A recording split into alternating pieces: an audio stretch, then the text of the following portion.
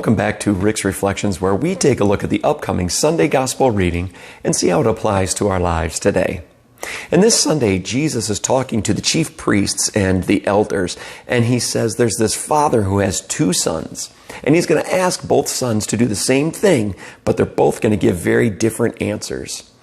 To the first son, he asks him to go work in the vineyard, and the son says, no, I'm not going to do it. But he eventually changes his mind, and he goes out and he works. The second son, he says, absolutely I will, and never goes out and works. Now, when Jesus asks them, which son did the will of the Father? They, of course, say, well, the first son, because he actually did the will of the Father. And I look at this story that Jesus tells, and I look at my own life, and I see where I am the first son, but I am also the second son at times. When God asks me to do things, sometimes right away I say, no, ooh, that's too hard. I can't do that. Or, oh boy, I really don't want to do that. I don't want to forgive that person. Or I don't want to do this for that person. Or I just want to be lazy. Or I'm too tired. Or whatever excuse I can come up with. And then there are those moments where later I remember, you know what, this is the God of the universe asking me to do something. And I change my mind and I do it.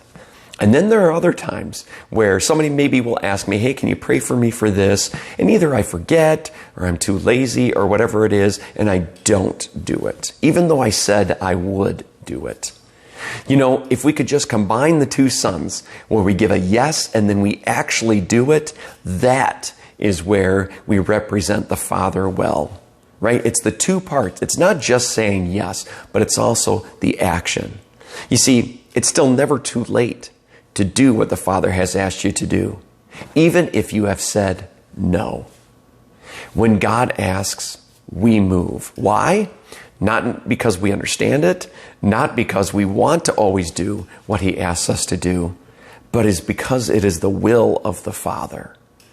And in leaning into His will, He will father us into spiritual maturity.